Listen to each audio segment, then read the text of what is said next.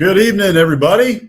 Sorry we were a couple minutes late there. We were just getting a couple things fixed up for the show tonight, but we are glad you were all here. Thank you again for joining us. Hello, friends of the show. We got a good one in store for you tonight. We had a bunch of college baseball go on. We had Arkansas versus LSU, which was happening during our show last week.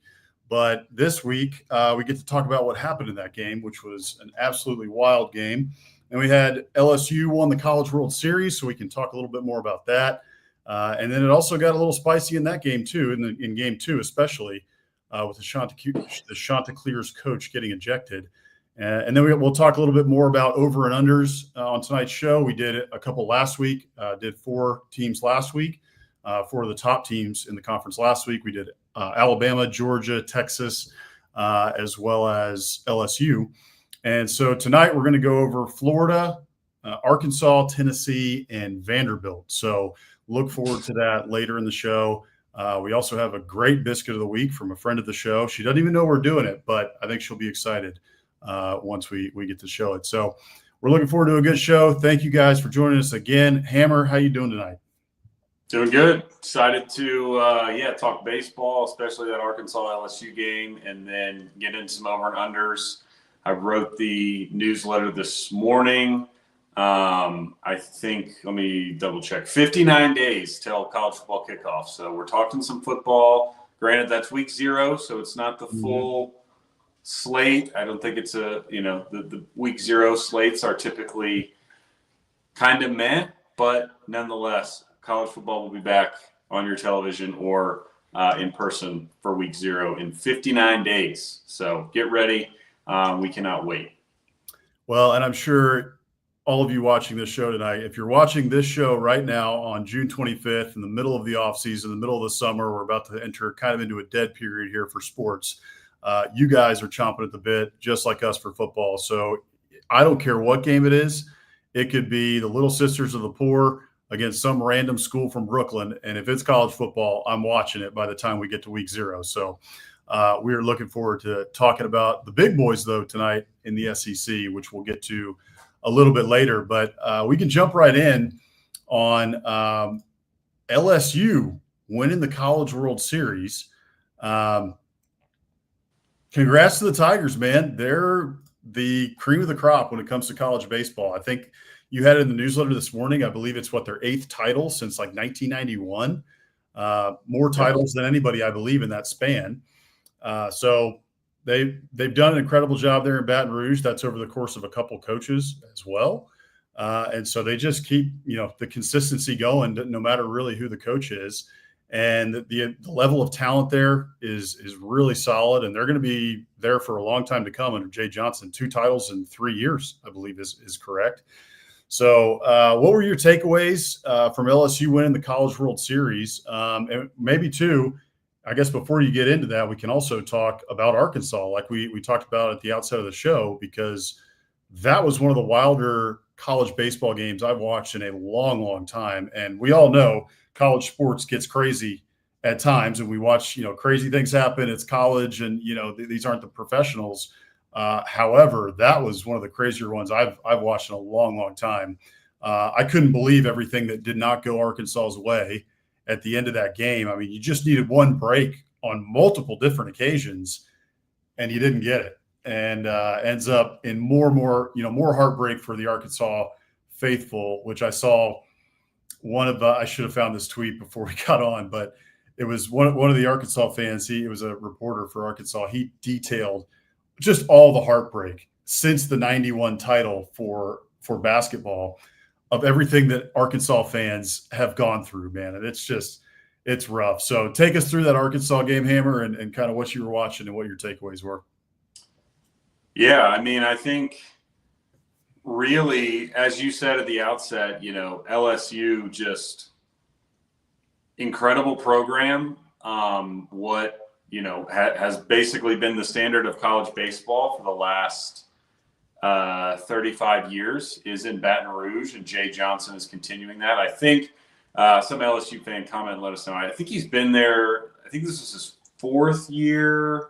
I think they let Maneri go right after COVID, somewhere in there. But yeah, 3rd, 4th, 5th year, whatever it is, and he's already got 2 titles. So he's going to be around to stay. And I think within the context of Arkansas, these programs are polar opposites. Now, not to say that LSU wins every time they go to Omaha, but they win a heck of a lot when they go to Omaha. And Arkansas, for whatever reason, cannot. I think I saw, similar to you, I saw some tweet after that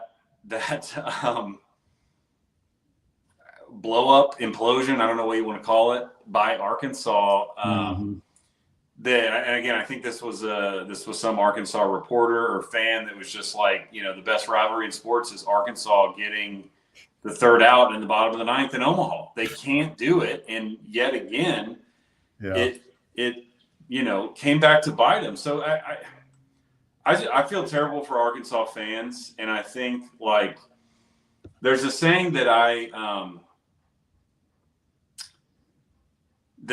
probably going to butcher it, but it's something along the lines of like, well, the people that work the hardest are the luckiest, or like luck is waiting for those that put the time in. And so, when I look at this game, I think Arkansas blew it first and foremost. If they make the right plays there, they win the game. The Golden Spikes winner, the best player in America, gets a ball hit to him at shortstop.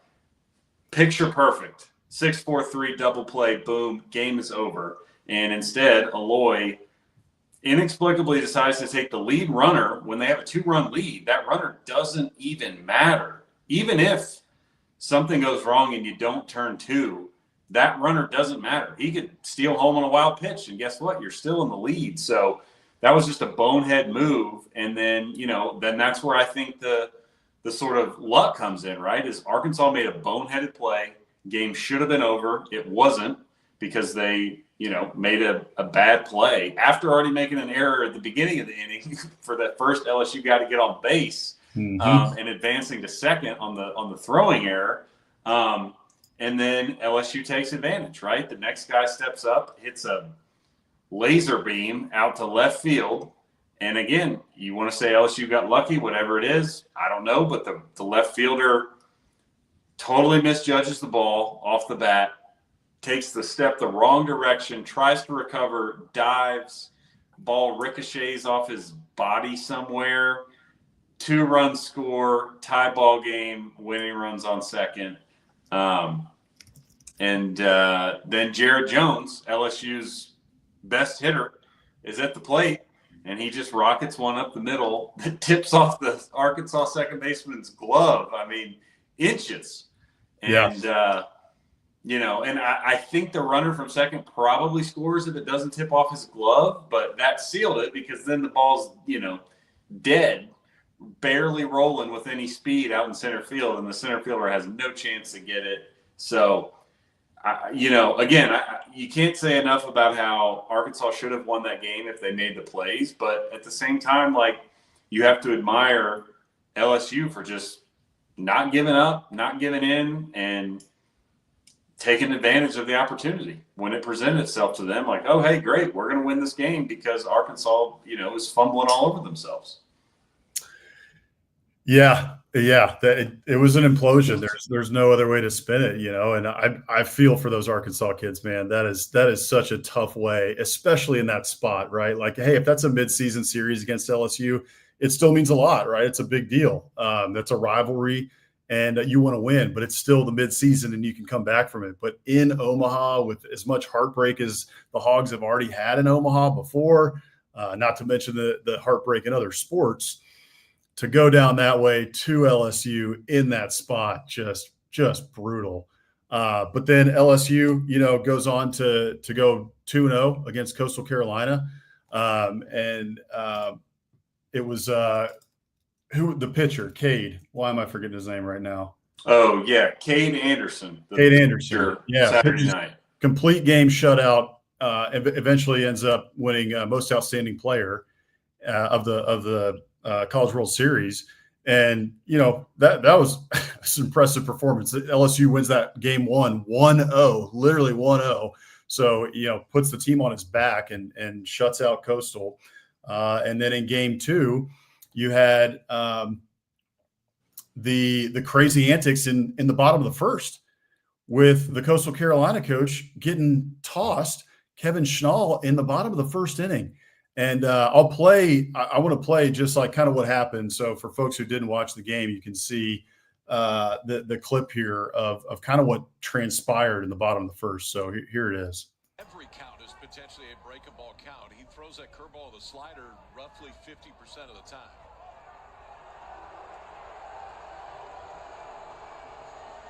Oh my goodness, he just threw Kevin Schnall out of the game. Wow. In the bottom of the first inning, the home plate umpire throws Kevin Schnall out of this game, and down goes an umpire who had come in to get in the middle of things.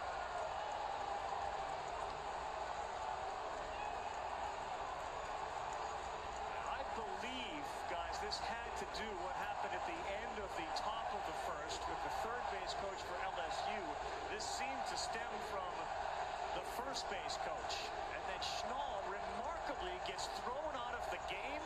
A College World Series game 2 in the bottom of the first.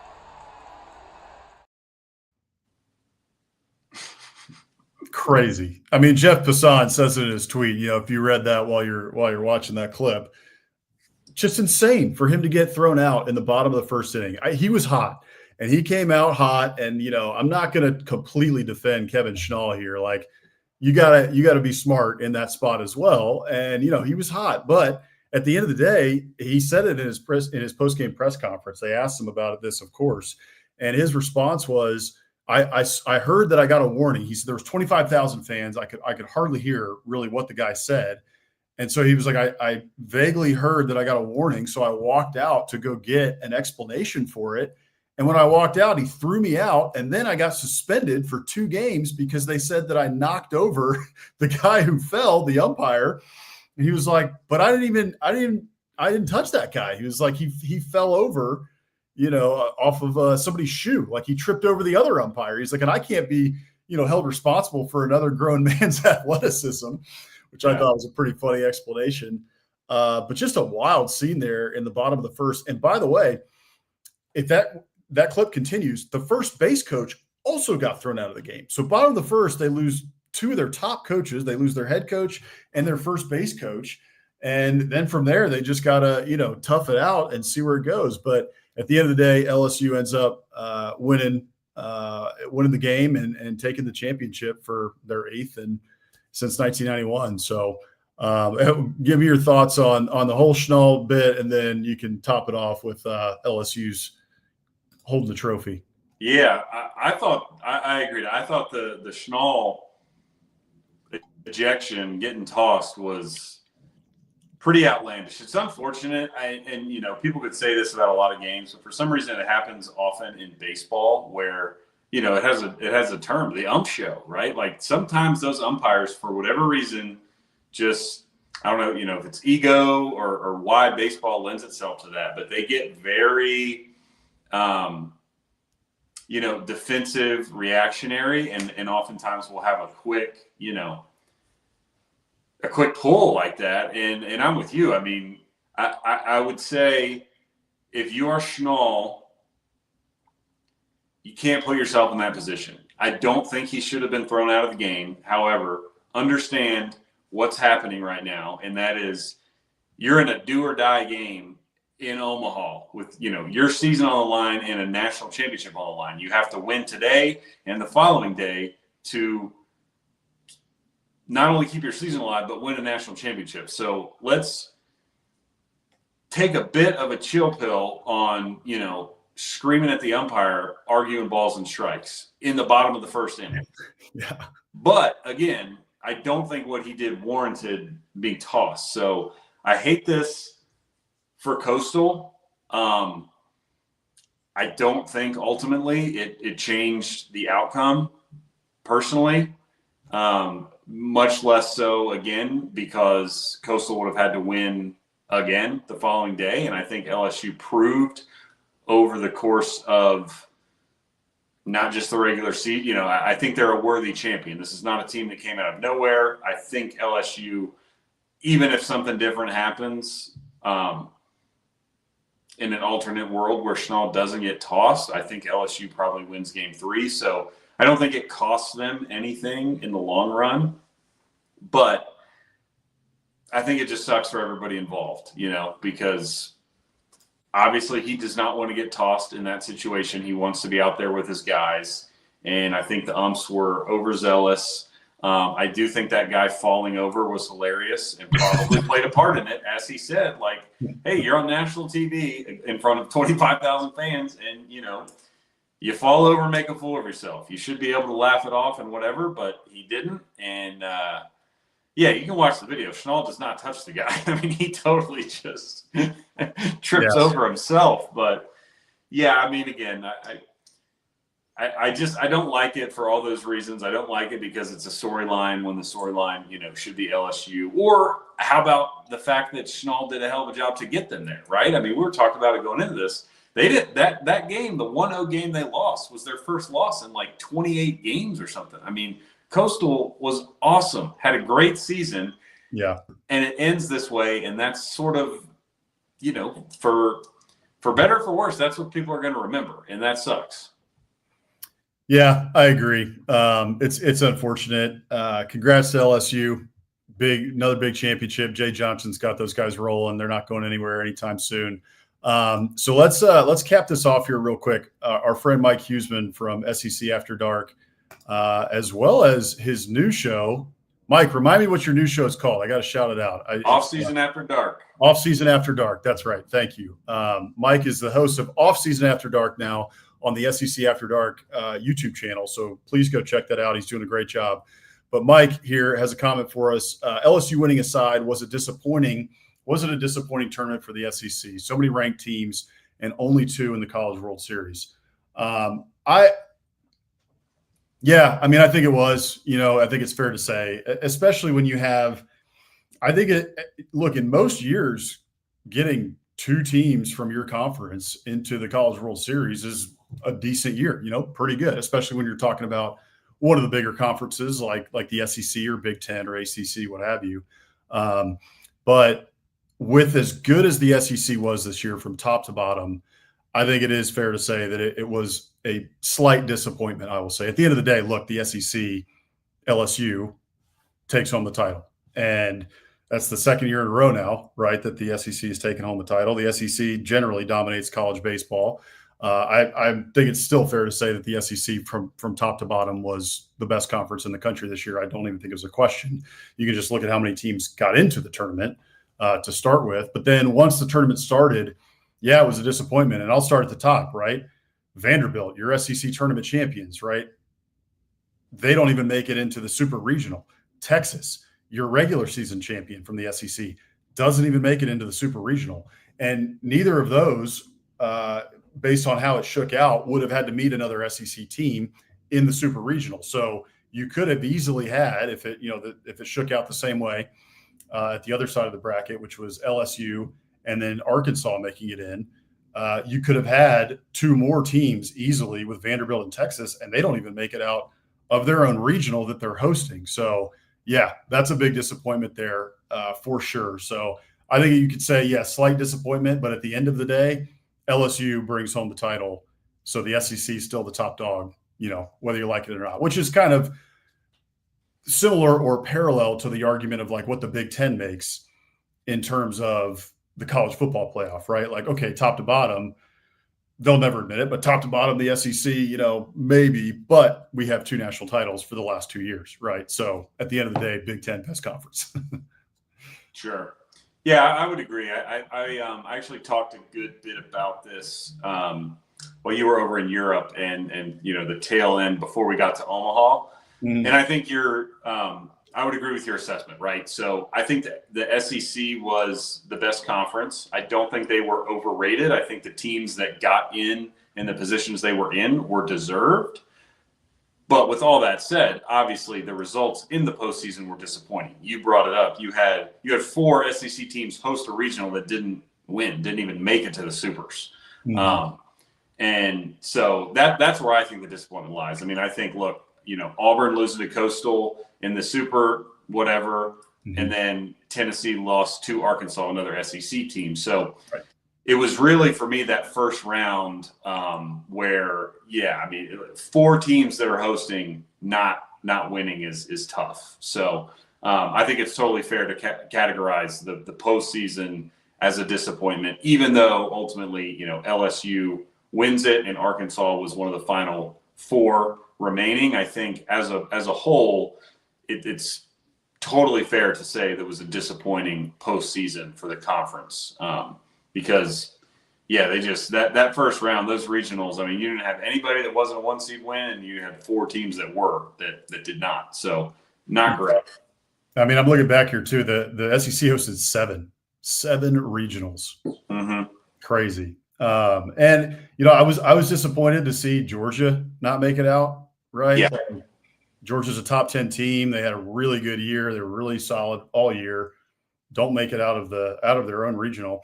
A team I was also a little disappointed in too was Florida. I thought that they would really give Coastal a run, and a lot of people were saying even before the tournament that, hey, Florida got a good draw. If you're talking about SEC teams that aren't hosting that have a real good chance to get out of their regional. Florida's playing really well. They have come on really hot at the end of the season. But they, at the end of the day, look, they ran into Coastal Carolina, and Coastal Carolina was in the College World Series final. So it's a little bit hard to, really say, okay, we're disappointed in Florida. But frankly, I did expect to see a little bit better of a showing from the Gators in that regional, in the Conway regional. So, all right, let's get to the bulk of our show here. But before we do, let's talk a little bit about our friends at the Steer Agency. Football is all about strategy, just like winning in business, whether you're dialing up the perfect play on Saturdays or looking to dominate in public affairs, PR, or digital marketing. You need a team that delivers results. That's where the Steer Agency comes in. They craft winning strategies that get you seen, heard, and ahead of the competition.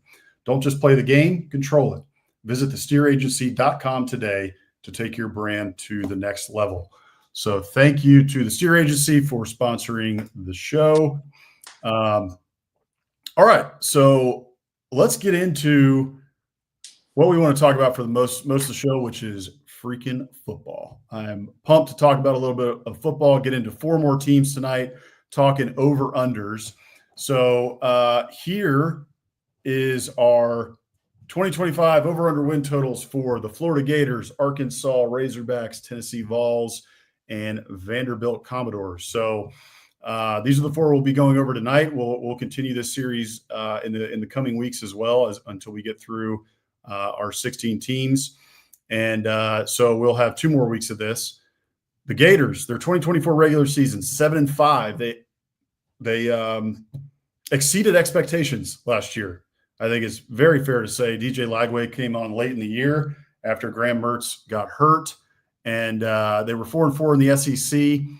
Got a couple of big wins in there, and then their win total over under this year 7.5. Arkansas 6-6 last year, 3-5 in conference. Did get that big win over Tennessee at home, which probably saved Sam Pittman's job at the end of the day. Tennessee was 10-2, 6-2 in conference. Made the playoffs last year. But this year, as we all know, as has been talked about ad nauseum, not returning with Nico Yamalieva, who is now at UCLA. Over-under for them, 8.5 going into 2025. And then Vandy, 6-6, 3-5 in conference, also overperformed expectations. They were 7-6 with that bowl win over Haynes King and the Georgia Tech Yellow Jackets. And Vegas, though, thinking they're probably going to take a step back. And their over-under here for 2025 is at 4.5. So we will talk about that one a little bit later. They'll go last. But, Hammer, we can drop right in here to Florida. This is Florida's schedule going into the 2025 season. Again, over-under here is 7.5. So Vegas has them right at 7.5. These odds on the over-under are from FanDuel. So you guys can go search the FanDuel odds on the over-under for this season for the SEC and find all of them. But sick of finding all these logos. I don't even know who LIU is. There's actually a crazier, more the most EA Sports created team looking logo I've ever seen in my life is coming up, and I think it's on Vandy's schedule, maybe. I don't know. We'll talk about it later. But LIU to open the season for Florida. That is in Ben Hill Griffin Stadium. Then you get USF, the thorn in the side of Alabama. LSU on September 13th. Miami, that's a tough little stretch there. On September 20th, you get a bye on the 27th. Then you play a rubber match against Texas after Texas absolutely beat the brakes off you last year in Austin. Texas A&M, you have to go to Kyle Field this year after A&M beat you in Ben Hill Griffin last year in the Swamp. Then you get Mississippi State. Neutral site game, as always, in Jacksonville against Georgia. Then you get Kentucky, Ole Miss, Tennessee, and then Florida State, who we'll see how they are to end the year. So, Hammer, give me a little bit. What are you looking at with this schedule with Florida, and are they going to go over or under 7.5? Yeah, this is probably one of the more interesting ones, I would say. I think we talked about it ad nauseum going into last year, how brutal Florida's schedule was. And of course, as we know, the schedule's the same, except, out of conference is slightly different, but conference is the same, just flipping home and home. So they have an extremely difficult schedule. Again, as you just laid out, they have a road game at LSU, at Miami, at Texas A&M, at Kentucky, at Ole Miss. That's 5 road games against, maybe with the exception of Kentucky, I would say teams that very likely will be ranked when Florida comes to town, or at least will be ranked at some point during the season, right? So we're talking about top 25 caliber teams, 4 bona fide top 25 caliber teams on the road, and then you have Kentucky. And I'm not throwing shade at Kentucky. Not an easy place to play, and they've given Florida fits recently. So not a pushover there either. So that's super tough. However, I'm going to go with the over here because I think they can get to 7. This, of course, all hinges on DJ Lagway's health. And for those of y'all watching too, if you weren't tuned in last week, we're not doing like a full preview here. This is sort of just gut reaction. Do we think they're over and under? So we're not going to dive super deep, but again, to just touch a little bit on this, I think this depends on DJ Lagway's health. Of course, if he's not in, they're going to struggle. But if he is around, I like them to get to 7 because I look at the schedule and I think, Long Island University, South Florida, 2 wins, Mississippi State, 3 wins. I think they beat Florida State at home, no problem. That's 4 wins. And I would definitely lean, as I said, Kentucky's no pushover, but I got to see a lot from them before I think that they're going to beat Florida even at home. So that puts them at 5. So I just need them to get, 2 out of LSU, Miami, Texas, A&M, Georgia, Ole Miss, and Tennessee. And when I look down that list, I see a lot of teams that also have a ton of question marks, right? LSU, we've talked about their, what are they going to be on defense? What's our offensive line going to be? Miami was a lot better than I thought they would be last year, so maybe I shouldn't feel this way. I still think Miami just is overrated perennially. I'm not a believer in Carson Beck and what they have going on down there. Plus, I think as embarrassing as it was last year for Florida and Billy Napier to lose that game, I think they beat Miami this year. And if they don't, Napier might be packing his bags because the way they lost last year in the Swamp to Miami, they have to be chomping at the bit to return the favor to what will be I don't want to say a Florida home game, but basically Miami, nobody shows up to their games, but Florida fans will show up to their game. And then Texas, tons of question marks, lost a ton of the draft. A&M, it's on the road. A&M, plenty of question marks, right? Georgia, that'll be tough, but it's neutral. They play them tough. Ole Miss, lost a lot of question marks. Tennessee at home. Tennessee, a lot of question marks. We'll talk about it. So if I can go down that list and think, all right, I just need, 2 games out of here, three wins with DJ Lagway, I think they can get to 7. If it was 7 or 7.5, I wouldn't be touching this. But I think they can get above 6.5 and find a way to 7. What about you?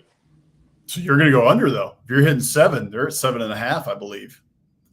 I thought it was 6.5. I think 7.5. Hold on. Maybe I wrote it wrong, but I think it was 7.5. I had it on the run sheet at 6.5. Let me double check where Okay, I pulled it you can from. double check for me, and I'll go through mine here in a second. But yeah. Because if it's 7.5, then I'm not going. I'm not going. Change that whole thing. Yeah, let me see. I think never mind. let me recheck here. We don't want we don't want this going in record. No, that's right.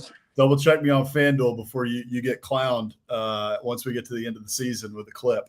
6.5. It's 6.5. Okay, so I FanDuel, it's 6.5. Wrong on the graphic. Okay, so Hammer has them at over 6.5.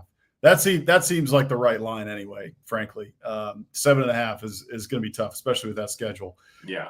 So okay, graphics wrong, 6.5. But I think I'm with you. When it was 7.5, when I was looking at the wrong thing, I was like, absolutely not. Right. But now it's 6.5. Now I think I can get there, and I like your reasoning as well. LIU win, USF win, LSU, yes, question marks. Miami, I'm with you. I think that's a win. You got to go to Hard Rock Stadium, the vaunted Hard Rock, hardest place to play in the ACC, as everyone well knows, just a very, very difficult place to play. Totally kidding. Hopefully you can catch my sarcasm there, because not a hard place to play. And it's really, really sad they got rid of the Orange Bowl. But Texas, that's going to be a difficult one. Lots of question marks, but you do have to go to Austin. No, excuse me. That's wrong too, man. I was just making this too. No, you had it right on the graphic. They host Texas. Oh, you're right. Versus 2 A&M. You're right. Yeah, that's right. I'm sorry. I'm getting dyslexic here. Okay, so yeah, I think you're right though. With the question marks, I think Mississippi State's a win. I think Mississippi State's going to be better, but I also don't think they're going to be that good this year, especially losing President Van Buren to the transfer portal. I think if they had President Van Buren, then they would be in a much better place. But Coach Levy completely screwed that one up. And now they may have Blake Shapen or Cromanhoke from Florida State. And so one of those guys may be pretty decent, but that remains to be seen. Kentucky, yes. Yeah, you have to go there. That's going to be tough. It's not going to be an easy one to win. I mean, even with Brock Vandegrift last year, the Wildcats pushed Georgia to the brink in Kroger Field. So can't just chalk that one up to a win. I think there's a ton of toss-ups here. Yeah. Looking at this schedule, I was looking at it and just quickly, again, like you said, tonight it's just gut reaction time. I think that there's just a lot of toss-ups. But if you're talking about getting to 6 and getting over 6.5, getting to 7, I think they can get there. I've been talking about DJ Lagway, just talking that kid up. He's my favorite player in the SEC. Really hurts my heart that he's not at Texas A&M because he's from right down the road.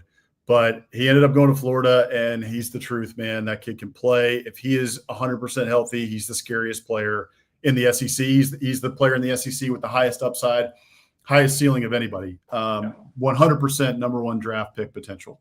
So with a guy like that on your team, especially in college, the sky's the limit, and he can put a team on his back even through a schedule like this and get some of those like tweener wins like you're talking about, right? I mean, last year, even with Nico Iamaleava, they pushed Tennessee to the brink in Neyland Stadium with DJ Lagway.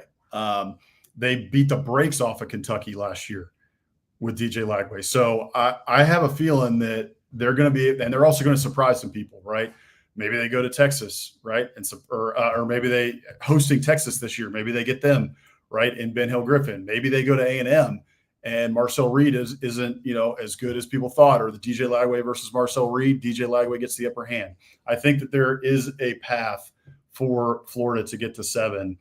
And like you said with Miami, I think it's going to be tough to go to Tiger Stadium and get a win with Garrett Nussmeier, being in year 2 of the offense. And, really, I think he's going to come into his own. I think he's going to have a really good year. Probably been working on his footwork all season, especially under duress.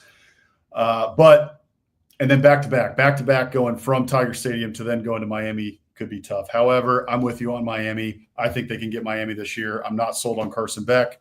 And I'm not sold on the fact that I don't think they're going to be able to replace Cam Ward's production. And everybody knows from last year that defense better be better in Miami, or they could easily find themselves unranked by the end of the year. And I think DJ Lagway is somebody who could absolutely exploit that Miami defense. So I'm with you. I think they can probably get to 7 and maybe sneak into 8, man. DJ Lagway, a lot of toss-up games here. If a couple of those toss-ups go their way, they can get to 8. Yeah, I would agree. I think, and again, we can talk more about this the closer the season gets, but I like what you brought up about Texas, because that's a game I could see Florida really shocking people, because let's just paint this picture here. Long Island University, USF are wins. We're both leaning loss in Tiger Stadium at LSU. Mm-hmm. It's already slated for a night game to boot. So let's just assume Florida's 2-1. They go to Miami. I already put my foot down and said they're going to beat Miami. So they're 3-1. Then they go bye week hosting Texas. So you're 3-1 Florida, probably ranked. Texas presumably will be top 5 unless they stub their toe. And that will be a raucous environment that, again, I don't want to – I'm not even going to say anything about Texas and their schedule last year.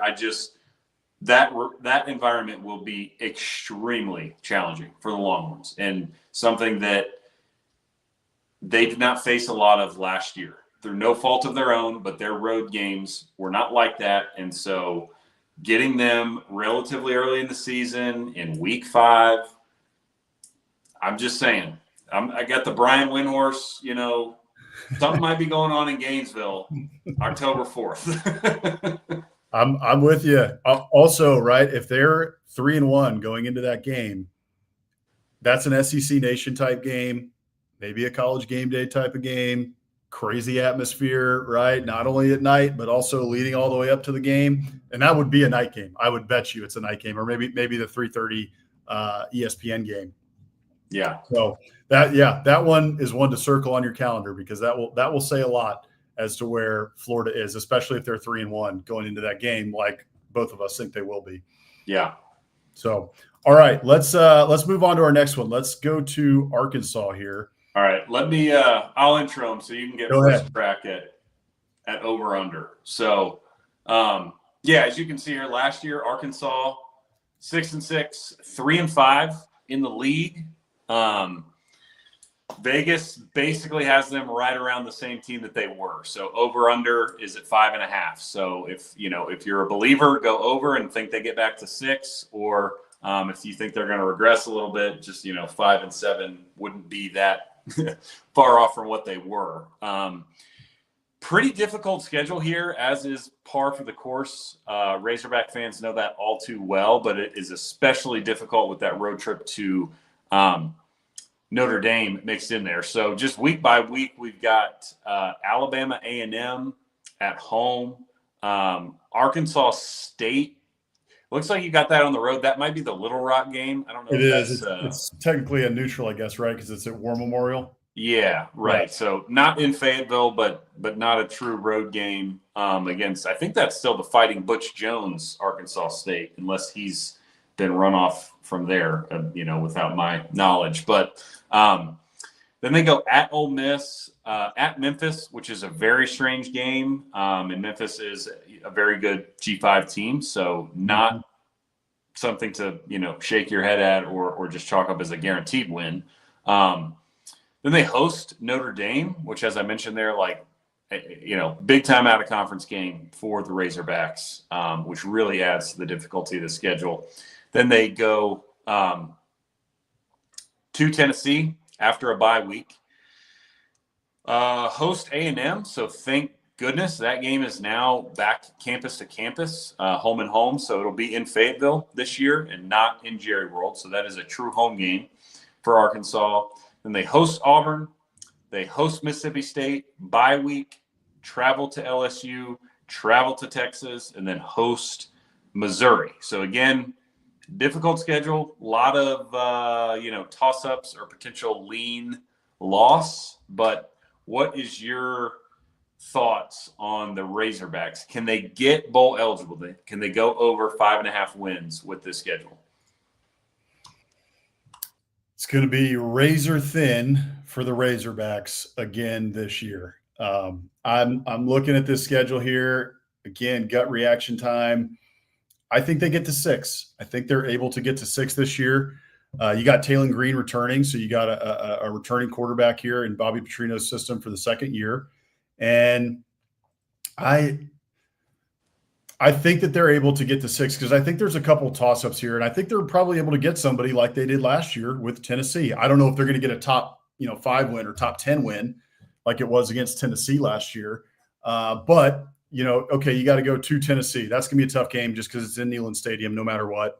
I think, as we know, there's a lot of question marks with Tennessee right now, especially because we don't exactly know what Joey Aguilar is going to look like at quarterback for them. Yeah. He's shown some good things at App State, but he's also been very turnover prone. So, who really knows? And we'll know a lot more about Aguilar by week 6 is what that is for the Razorbacks coming off a bye. But I think you're able to get, obviously, Alabama A&M. There you go. There's 1. Arkansas State, that's 2. Ole Miss, toss-up. Memphis, I think you can get them. That's 3. But you're right. Memphis is going to push them. Memphis is a good G5 team. Then I think you can get somebody like an A&M or a Tennessee. So that gets you to 4. I think you can get Mississippi State. There you go. There's 5. And then I think there's 1 more in there. I don't know who it is. I don't know if it's Auburn. I don't know if it's Mizzou, or maybe you clip Notre Dame and get lucky or something, or maybe you get Ole Miss right early in the year.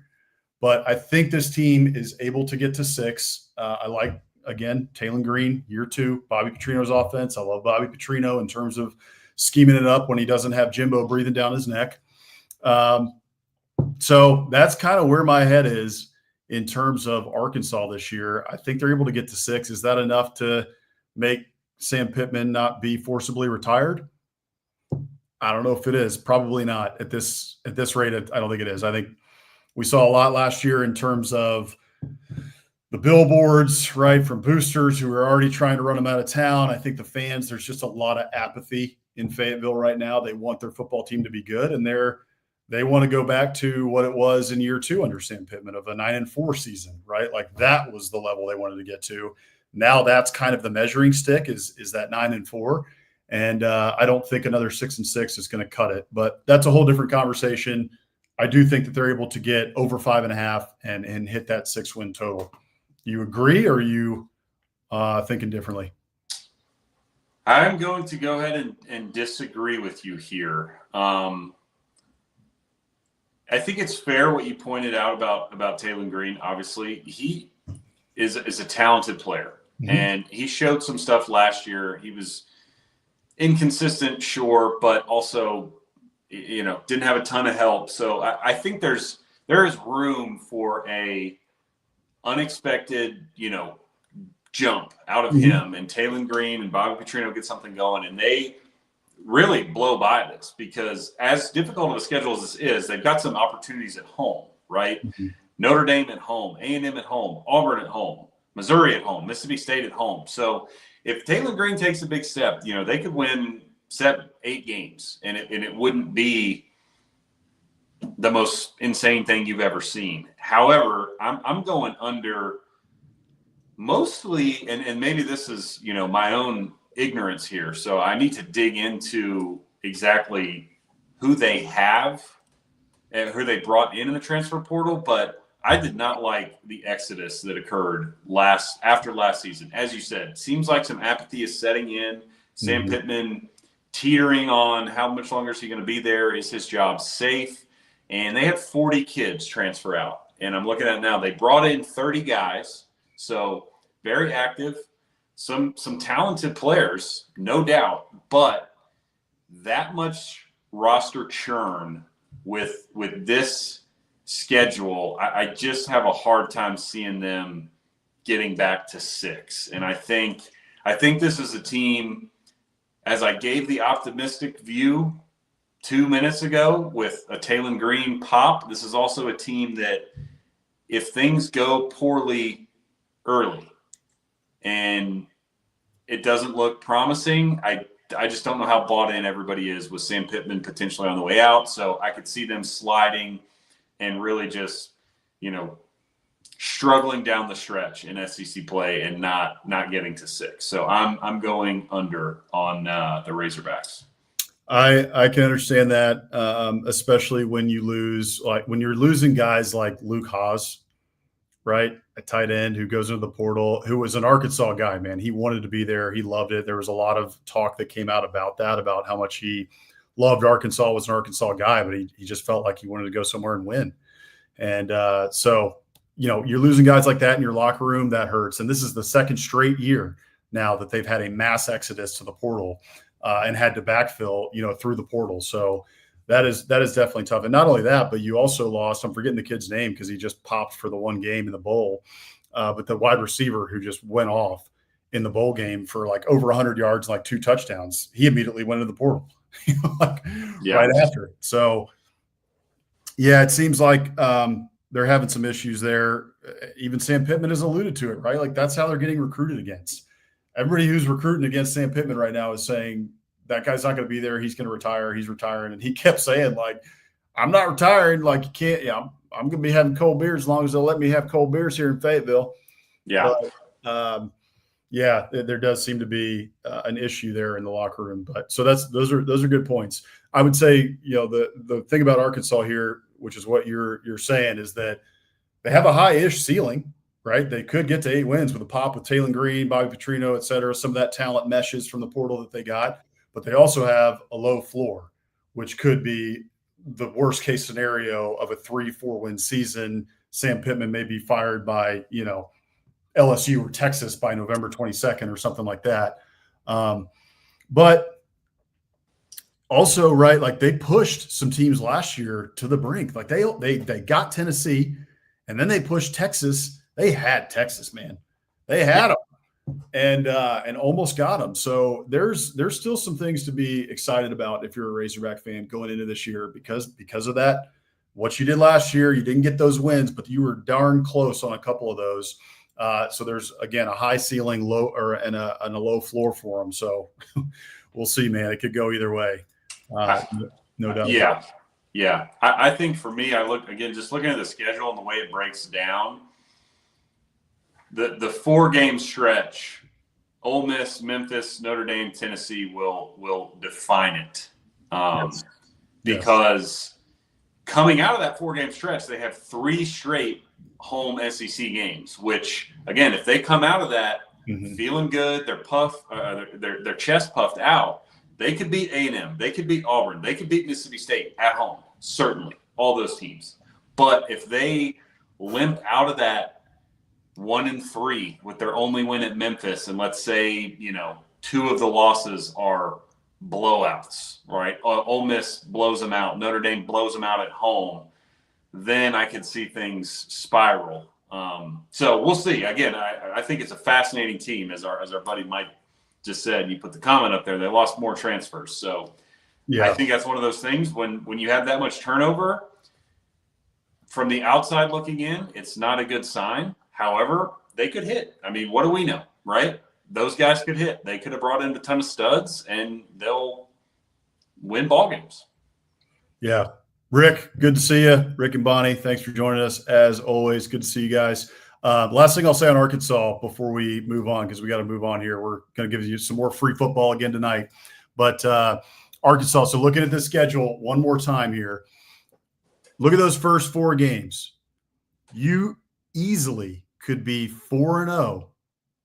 Not easily. It's going to be a little bit difficult going into Vaught Hemingway and getting a win against Ole Miss, but that's your toughest game in those first 4 games. You could be 4-0 heading into that Notre Dame game. And who knows what happens, right? Okay, we're thinking Notre Dame's a loss. So then you could be 4-1 going into that bye week.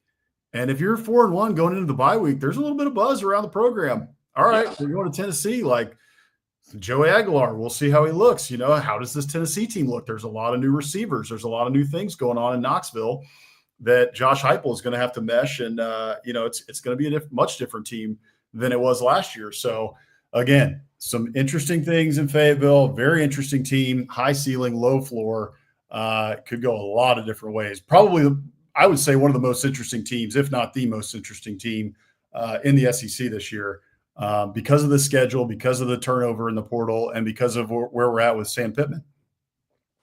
Yeah, I would agree. I think there's a lot to follow with the Razorbacks. Yeah. Okay. So Tennessee here. That's our next team.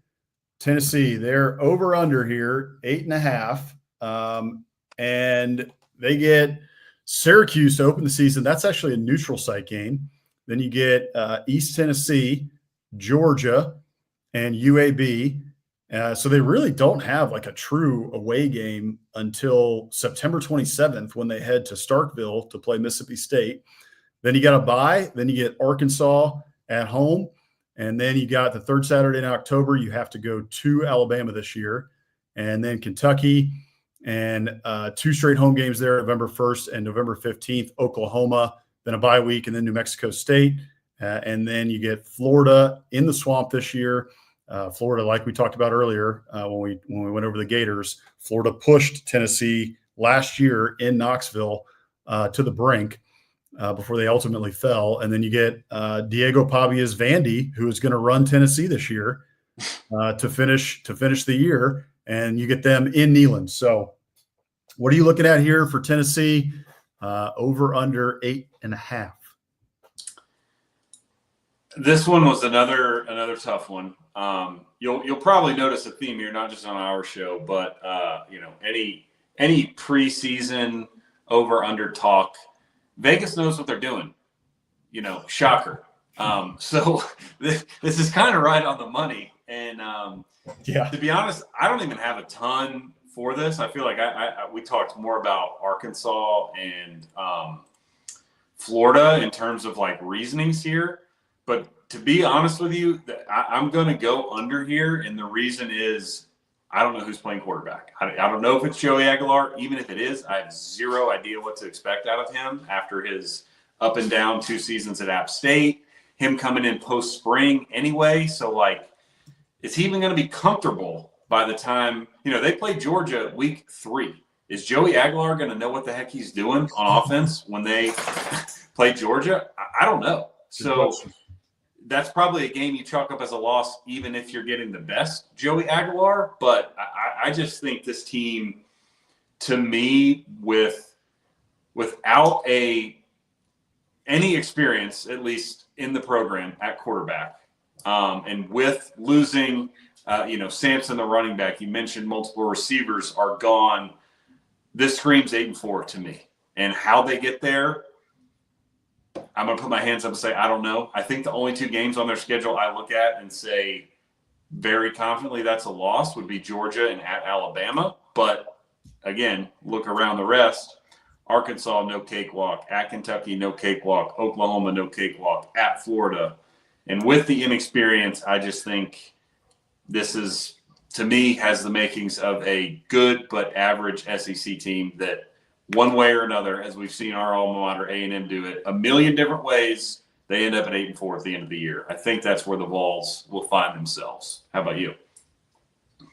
That's my feeling as well. My gut here is that this is kind of a mulligan year for Josh Heupel, right? I think that if he overperforms, if he gets to 9 wins with this team, it's the best coaching job he's done, and that includes a playoff team last year, right? Yeah. Fair. Just because of all of the craziness that surrounded Nico in the offseason. He had a total headache, an unnecessary headache on his hands, and had to deal with all of that, a total distraction in the locker room when they should have been getting ready, right, and getting into spring practice and all of that different stuff, getting into the spring game. And instead they were dealing with a diva quarterback and his dad who, played themselves out of $1 million or more. So he had to deal with all that in the offseason. I think Josh Heupel handled that about as well as he could have. Frankly, yeah. He was put in an impossible position and did the best he could with what he had. They tried to go get another quarterback in the portal, did the best they could with Joey Aguilar. I know that there's talk that they made overtures to starting SEC quarterbacks through the grapevine to see if they could draw them into the portal, and were unable to do so. So, maybe Joe Aguilar's good. Maybe it's Jake Merklinger, and maybe they're great, right? We have no idea. And we also don't have any idea how they're going to mesh with these new receivers that Tennessee has. I think they lost 3 receivers, 3 of their top receivers from last year. Somebody can double check me on that. But I know they lost Brew McCoy. They lost Squirrel White. Yeah. So, two guys that they were playing. Brew McCoy was gone for sure, but he declared, and then Squirrel White left in the portal. So they were counting on Squirrel White to do a lot this year. He ends up leaving, and so I look at this and I just think with everything that happened with Nico Iamaleava, with looking at the schedule, like you said, pretty difficult. Got to go to Alabama. Georgia's a difficult game no matter where it is. So you got to play them, and you got to play them in week 3, right? By the way, Syracuse, not a pushover anymore. Syracuse is a pretty good football team. So yeah, week 1, playing them in the Mercedes-Benz Dome in Atlanta, I'm not saying I think it should be a win. I think they're still a better football team and a better, more talented team than Syracuse. Syracuse is not bad. So Brad Brown's a good coach. Yeah, he is. And I think Oklahoma's going to be better this year with John Mateer at quarterback. And Florida late in the year, November 22nd, you got to go to Gainesville this year, who, again, we talked about them earlier. Florida pushed you to the brink in Neyland Stadium last year. I think Florida's going to be better this year. So I do think that it's setting up to be a mulligan year. And I think Tennessee fans will, as long as this doesn't go to 5 wins or a 6-win thing, which I don't think it will. I think Tennessee fans will be willing to say, all right, that was just throw that one in the bag, whatever, and let's move on to next year. If we can get to 8-4, it is what it is, and let's get to 2026. But there's opportunity there. Like I said, if they can get to 9 wins, it would be extraordinarily impressive of a job for Josh Heupel. So, yeah. I mean, the schedule by SEC standards is manageable. You've got 4 true road games, 2 of which are Mississippi State and Kentucky. So it's there, but I'm with you. I just think the situation and Vols fans, don't kill me for this. I really don't mean it as an insult. Obviously, I went to A&M, but this feels like an A&M team to me in the sense of A&M.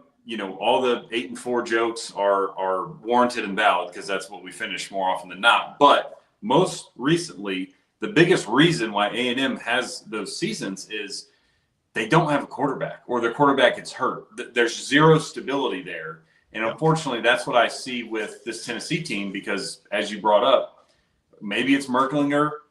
I don't expect much out of him in his first starting year. Joey Aguilar, we've already seen the roller coaster, very high highs, low lows, a lot of turnovers.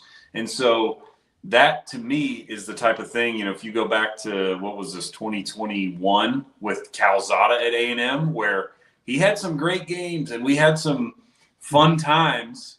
And then he had some bad games, and you look up at the end of the year and you're 8-4. That's just the feeling I get is, hell, they could go to Alabama and win, sure. But then next week, Oklahoma is going to clean their clock in Neyland because Aguilar throws 3 picks. That it just has that feeling to me where they were dealt a bad hand at the end of spring.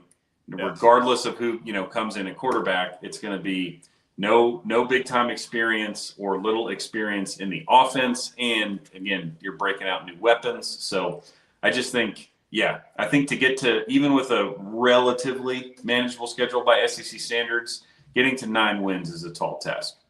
Not to mention losing Dylan Sampson to the NFL. Right. I mean, heck of a running back who gained a ridiculous amount of yards.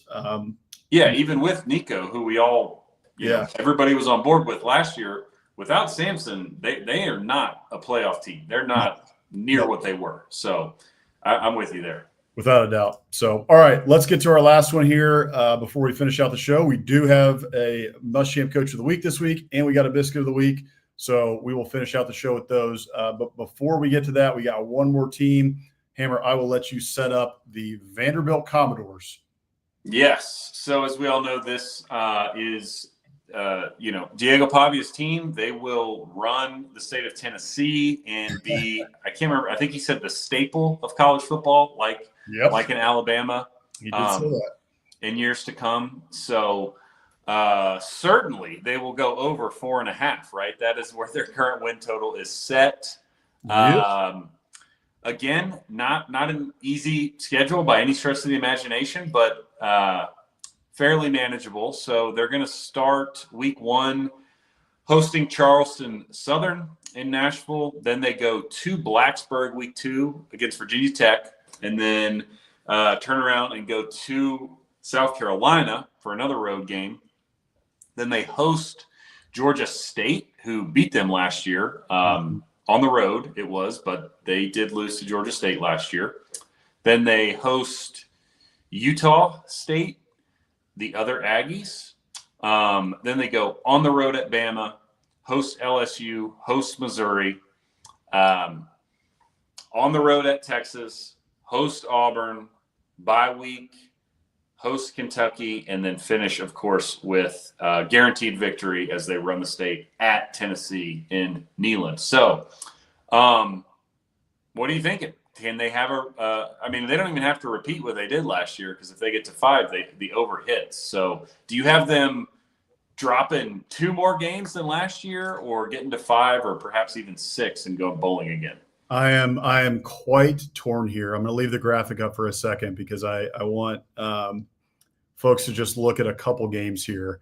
And so I think they beat Charleston Southern. That is the logo that I was talking about. That is the most create a team, EA Sports, NCAA football circa 07. Like clip art. Yeah, clip art, create a team logo that I've ever seen in my life. Just a generic logo.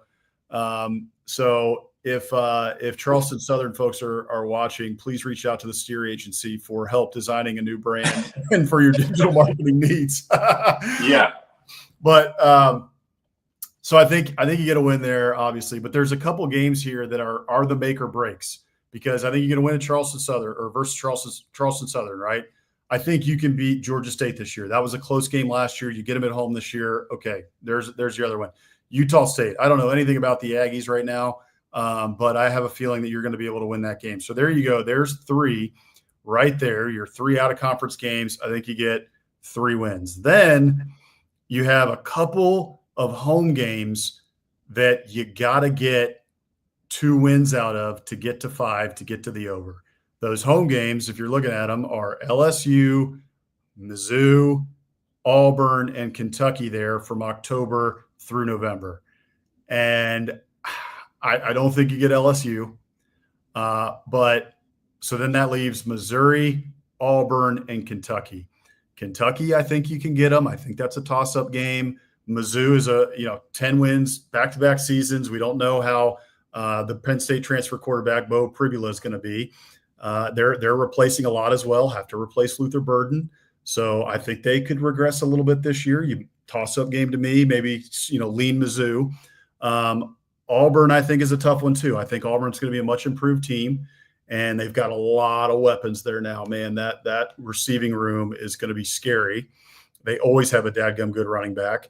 I think Jackson Arnold's going to be better this year with under Hugh Freeze's system. One thing with that, I heard Josh Pate talking about it and some others as well, that Jackson Arnold at Oklahoma was kind of turnover prone, right? That was his big issue. Well, we've had an Auburn quarterback for two years in Peyton Thorne, who was very turnover prone. And then if you look historically across Hugh Freeze's quarterbacks in the past and just in his offense, generally have, turned the ball over a little more. So Jackson Arnold, hopefully he is not as turnover prone under Hugh Freeze as he was at Oklahoma, but history would tell us that, just based on that offense that, maybe there are going to be some turnover issues. So maybe you can clip Auburn at home.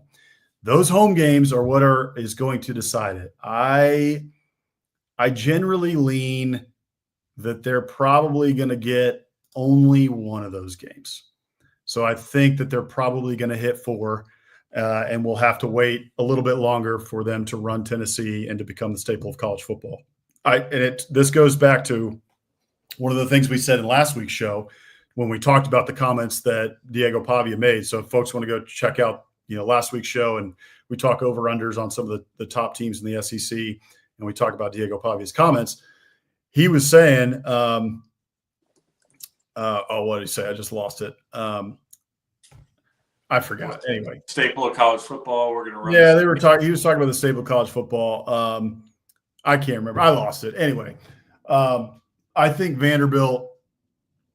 I think they're only able to get to 4 wins, and I think that them being the staple of college football is a little ways off. Oh, I know what it was. I remember on last week's show, which is why I mentioned it. Last week's show, we talked about his comments, and so we talked about how this year is year 2 going into Vanderbilt, right? Teams have a year of film on Diego Pavia and on what the Vanderbilt offense wants to do.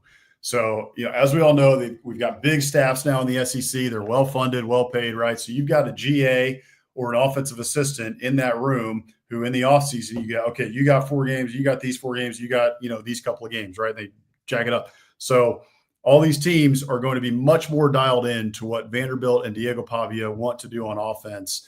And because of that, I think that it's going to be tough for Vandy to get over that hump.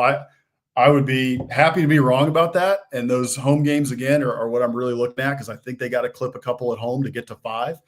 But I'm just not as optimistic this year that they're going to be able to get back to that 6-win mark that they hit last year. Wow. Doubting Diego Pavia. He just clipped that already, man. That's bulletin board material. He is listening to the Biscuits SEC show, and I know he's pissed. Yeah, he is a big fan of the show, so he's definitely listening. That's true. I'm gonna disagree with you here as well. And for me, it hinges on week 2. Going to Blacksburg to play Virginia Tech. In my calculations, I'm chalking that up as a win. Whoa! A night game in Lane? Wow. Diego ain't scared of nothing. And sorry, Virginia Tech. I don't think Virginia Tech is very good. They were very disappointing last year. Lost 30 guys to the transfer portal. I know they brought a ton in, but similar to Arkansas, I just don't know what's going on there with Brent Pry. I think I'm just betting on Diego Pavia, and in order to bet on him to get to 5, I need this win, basically. Because in that, if they can beat Virginia Tech, I think they go 4-0 in the non-con, right? You beat Charleston Southern, you beat Georgia State, you beat Utah State. And then I just need them to win a single SEC game. Yeah. And I think, like you said, they can clip somebody. They can clip Missouri. You said 3-0. You 3-0 in the non-con. Then they need 2 because you don't have 4 in the non-con. 4 in the non-con. Virginia Tech non-con. Oh, they got 3 cupcakes. Virginia Tech. You're right. I'm sorry. I'm crazy. You're right. Okay, so 4-0 in the non-con. So then you got to get 1 in the SEC. Right. Who do you think they clip? Just give me 1. Kentucky, Missouri. If I had to put money on it, it would be Missouri or Kentucky, for sure. Mm-hmm. But Diego Pavia is Hugh Freeze's daddy, so he might as well beat him again. He owns Alabama, baby. That's right. He owns Alabama. So, no, I think, if I was a betting man, I'd say Kentucky or Missouri. But, I'm with you. It's going to be tough. I think especially the sophomore year 2, just teams being more familiar with that offense, with him as a player, and not being, Vandy's not sneaking up on anybody this year, which they did last year. So I think it will definitely be tougher. But if they can get that week 2 win at Lane Stadium, which will not be easy, even if Virginia Tech is not that good, a night game at Lane early in the season when there's still hope, regardless of how good Virginia Tech ends up being, in week 2, they're going to think they're good. They're going to have high hopes. And so the stadium's going to be rocking, especially because they lost last year. So I really need that game. And then beyond that, if they can just clip, one of those games at home or maybe sneak up on someone on the road. But it's going to be tough. We disagreed on a few tonight, but I think if they go 4-8, I'm not going to be shocked by any stretch of the imagination. I mean, even in my scenario, I'm thinking they're 5-7. So I'm not even having them going bowling. So sorry, Corey, our SEC After Dark buddy who does the Locked On Vandy show, but I don't see an improvement based on their 6-6 record last year. I think that's a tall task. So I'll pick them to go over because I'm a Diego believer, but that's about as far as I've got them going. That is a bold prediction there. I'll just say, man, so for folks who have watched the show for a while, you know that we have some Virginia roots, having grown up for part of our life in Charlottesville in Virginia. And so I actually visited Virginia Tech when I was looking at schools. This is going to date me a little bit, but I went to a Thursday night game to check out the campus. We went to go see Tyrod Taylor was the quarterback, and they played UNC in a night game on Thursday night on ESPN. Crazy atmosphere, absolutely awesome. And Virginia Tech has slid since then. They're not the Virginia Tech of that era or before, but it kind of doesn't matter. Those fans show up for those games, even if Virginia Tech is mediocre. They show up and they tailgate, and they're in that stadium, man. And it's kind of like South Carolina. I would make that comparison in terms of, even if South Carolina is going to be 4-8 or not that good, those fans are rabid. They love their team and they show up no matter what. So that's going to be a really tough one, even if Virginia Tech is so, which I understand where you're coming from. They lost Kyron Drones. They lost what was the running back's name? He had a funny name. I can't remember. They lost a few offensive linemen too. They got a kid at Auburn now, kid at LSU off their O-line. So it'll be tough, but all right. Let's see here. We need to get to our final two segments here. Biscuit of the week. Our biscuit of the week here this week. We didn't DM her to ask, but I think she'll be okay with it. And it is from Emily of East Texas, friend of the show, and makes some ridiculous biscuits. We featured her on probably like one of the episodes in the 20s, I think. For some of the biscuits she made, but check these out. God dang, some biscuits and gravy there, some skillet biscuits she made this week, and she posted those on June 22nd. And just, I mean, as soon as I saw them, I started salivating, just wanting a piece of that biscuits and gravy there. So Emily of East Texas outdoes herself again. Those look absolutely fantastic. And we always love, too, to feature some homemade biscuits. We featured Rick and Bonnie's last week. And so if you guys have a biscuit that you would like us to feature, could be your homemade biscuits, could be biscuits from a local diner that you love in your neck of the woods, you can send us a DM, Biscuits and SEC. You can also shoot us an email, contact@biscuitsandsec.com if you would like to be featured. So, yeah, those look damn good to me. Yeah, just one real quick observation. If someone is baking biscuits for you and they're baking them in a cast iron and they also have the blue camping coffee percolator on their stovetop, they're going to be really freaking good biscuits. Darn right. Yeah, that woman knows what she's doing, man. I am all in for Emily of East Texas cooking right there. That is for sure. So, okay. Finally, we got to get to our Muschamp Coach of the Week. We had a lot of potential nominees this week. It could have been Jay Johnson from LSU winning a national title. It could have been Kevin Schnall, the coach from Coastal Carolina, which we talked about earlier in the show, for losing his absolute mind in the bottom of the first and getting ejected in the College World Series. That is the passion of somebody like Will Muschamp for sure. But there's also another side to Will Muschamp, and he was beloved by his players. So, and he still to this day is. So if you hear anybody talking about Will Muschamp, who's a former player of his, for the most part, they have nothing but great things to say about him. So I thought that Dave Van Horn from Arkansas really showed that this week after what we talked about at the outset of the show, right? An absolutely devastating loss for the Hogs in Omaha. And he comes out and he had a great speech at the end talking to his guys that the Arkansas baseball Twitter put out. So here is that clip real quick. First off, I want to thank you guys, man. What an incredible season. And you guys took this coaching staff on a great journey, man. It was amazing. Baseball, it can make you happy, it can rip your heart out. It's the way it goes, man. And you guys played your butts off all year. That's all Coach ever wants you to do.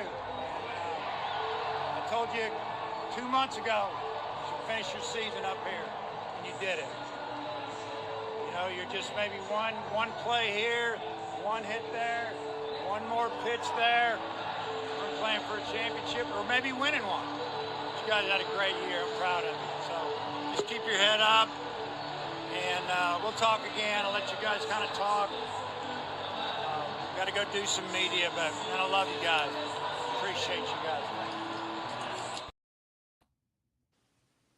What do you say in that situation? And I think he handled it with class and did the best he could in that situation, and just told his guys, "Hey, man, I love you guys. You know, you guys did a great job. And a couple plays here and there, a couple pitches here and there, a couple hits here and there. What are you going to do?"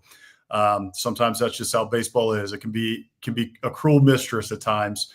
And it was for sure for Arkansas. So just wanted to give a shout out to Dave Van Horn, and also the coaching job that he did. I mean, God, like Arkansas went through a tough time there, losing a couple series in the SEC early in the SEC part of the season, and came back, and man, they were right there. They were on the cusp of the College World Series final. They had it in the bag, and just unfortunately didn't go their way. So I thought he handled that with class, and that's why he got the Muschamp Coach of the Week this week. Totally agree. I'm just looking at his stats. So Van Horn has been at Arkansas since 2003. He's been to Omaha 8 times. So for as much heartbreak as that dude has endured, for him to go through what they just went through and be able to talk to his team that way and just be appreciative and humble says all you need to know about him. Yeah, that's right. Most people, I think, would be spitting angry and mad, and he was able to, and I think I'm sure he was to some degree, right? But he was able to put that aside and really just kind of come in with a calm demeanor and, tell his guys to keep their head up in a really tough situation. So that will do it for us tonight. Mike, thank you, man. We appreciate it, and glad you could join us. We will be with Mike tomorrow night on SEC After Dark. You can join SEC After Dark at 9:00 Eastern. As always, on Thursday nights, we got the whole crew from all around the SEC, and we'll look forward to seeing you guys there. Also, make sure to check out Mike's new show, Off Season After Dark, on the After Dark Network on YouTube. And that should do it for us tonight. Thank you guys again for joining us. Had over 100 of you here. We really appreciate everybody who tunes in on Wednesday nights. We will see you guys back here on next Wednesday, same time, same place. Hopefully we won't be a little bit late next time, but you can always bet that if we're 5 minutes late or something, don't worry, we'll be right there. And so with that, also be sure to go ahead and sign up for the Morning Biscuits newsletter. You can sign up for that at biscuitsandsec.com/newsletter. In the off season, it comes to you once a week on Wednesdays, written by myself and Hammer. Hammer wrote it this morning, and then I'll get it next week. And during the season, it comes to you on Mondays and Fridays. Everything you need to know about the SEC. You got, whether it's college baseball right now is what we've been talking about, but we got a lot more coming up. We'll also, we forgot to mention that our deep dives into each team, all 16 teams, will be coming out as we get further into the summer, as we get closer to the season. And the 16 and 16s is a whole total approach to looking at each program. So we kind of take a look at, oh, hey, Merle. Yeah. That is Hammer's dog, Merle. Yeah, what's up? Making a guest appearance. Yep, guest appearance. First guest on the Biscuits and SEC live show.